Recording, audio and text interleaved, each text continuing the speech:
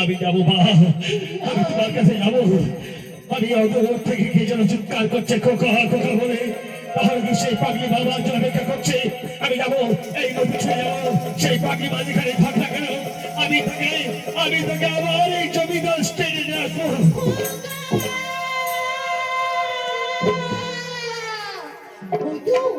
আমার খোকা ছোট আমাকে বাবুরে ডাকছে গো, আমাকে বাবা করে চিৎকার করে বলতে মা তুমি আমাকে দেখা দাও। খোকা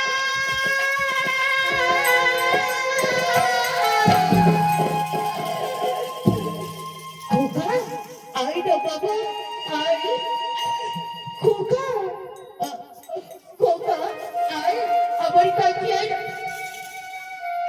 পাগলি বাবা, তুমি আমাকে না বলে কেন চলে এসেছো? তুই আমার খোকা না, তুই আমার ভিক্ষা দিয়া বাবু। রাজেশ্বরী ভিখারি বাবু নয়। যাকে বলে তুই ভিখারি বাবু বলছিস সেটা ভিখারি বাবু নয় রে, সেটা হচ্ছে কে জানিস? কে গো বাবা? সেটা তোর সন্তান। দাদা কি বলছো তুমি? না দাদা না একটা রাস্তার পাগল, সে আমার মহাবিকে বই কথা, কেন মা হবে? আর আমি তোকে জমিদারের ছেলে। এটা ভাগ্য দোষে। আমি জানি দাদা তুমি আমার মন বোঝানোর তুই জন্য আমাকে চোর সাজিয়েছিলি না, আমি তোকে চোর সাজিয়েছিলাম। তোরও দোষ নেই, আমারও কোনো দোষ নেই। ভগবান কপালে যা লিখেছে সেটাই ঘটেছে। দাদা তুই যেদিন তোর সন্তানকে নিয়ে বাড়িতে ঘুমাচ্ছিলি, চোরের মতো চুরি করে নায়েব মশাই চুরি করে নিয়ে গেছিল তোর কোল থেকে তোর সন্তানকে, চুরি করে নিয়ে গিয়ে জমিদার বাড়িতে দিয়েছিল। আর সেই সন্তান ধীরে ধীরে জমিদার বাড়িতে মানুষ হয়ে এই জমিদারের ছেলে পরিচিত হয়েছে। তাহলে এটাই কি আমার গর্ভধারী মা?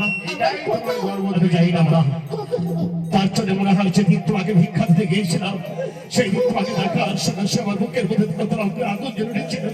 ভগবান, কত অপরাধে আমি তোমাকে ছেড়ে আজ 20টা বছর আমি ধরে আছি। কেন কেন কোন অপরাধে আমি তোমাকে মা বলে রাখতে পারিনি? একবার বুকে দেয় না মা, আমার বুকে দেয় আগুন ধরে আছে, সে আগুনটা ধরে দাও।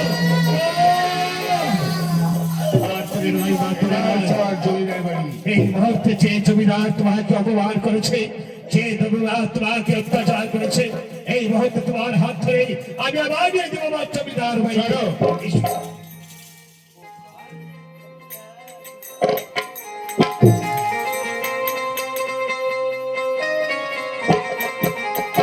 আমার গানের বাড়িতে একে একে সবাই ছুটে চলে আসছে আর বলছে তোমরা ত্রিবিক্রম মজুমদার আমরা বিচার চাই। তার বিচার কে করবে?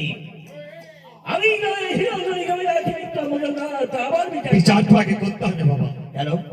আজকে তোমাকে শেষ বিচার করতে হবে। শেষ বিচার? হ্যাঁ, বিশেষ শেষ বিচার বাবা। বিচার তোমার কাছে আমি কিছু চাইনি বাবা। আজ একটা জিনিস চাইবো, তুমি দেবে? কি চাইবি? তোমার হাতখানা বাড়িয়ে দাও। হাত?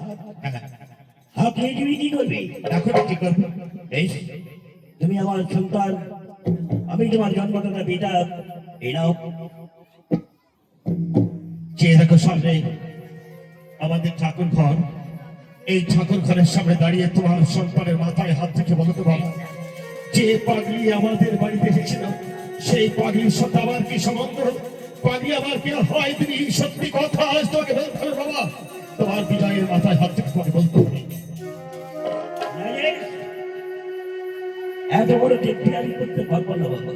তোমার হাতটা কেঁপে যাচ্ছে কেন? আমার মাথায় হাত রেখে যদি এই দেখতে আমি করি, আমার এক কোনো সময় শাস্ত্র বিধান অনুযায়ী 14 বছরে নরকধারী তারা নরকে বাস করবে। আজ আমি সত্যি কথা বলছি। সত্যি? যাকে পাগলি মা বলে আমার বাড়িতে নিয়ে এসেছিলে, ওইটাই তোমার গর্ভধারিণী জননী। আমি সে পরিচয় আগে পেয়েছি বাবা, তাই তোমাকে আমি পরীক্ষা করলাম। জমিদার বাবু, এই সেটাই যদি গর্ভধারিণী মা হয় তাহলে আমার বাগদি বোন তো স্বীকৃতি পায়নি, সীমান্তে সিঁদুর ওঠেনি, হাতে শঙ্খ ওঠেনি।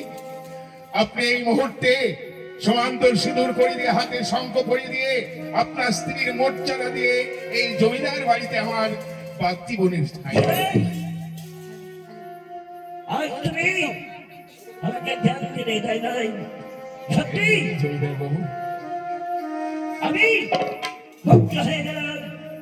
মানুষ যদি গোপালে দেয়, তোমার থেকে মানুষকে সমাধান আছে, সেইটা বলি কিনি মানুষ তাদের সময় দেওয়ার সময় কেন দিলে একটা দেখো সারা নষ্ট হবে। এই নিয়ে আবার আমি এসেছি জুবলি, এই যে এবার এই ধারার অস্ত্র তুমি কি করবে? আগে এই দুর্দিনে তীক্ষ্ণ ধারার অস্ত্রটা তুই আমার জন্য নিয়ে এসেছি। একদিন আওয়াজ করেছিলাম, তাকে তিরস্কার করেছিলাম, অস্পৃশ্য বলেছিলাম, ঘৃণিত বলেছিলাম।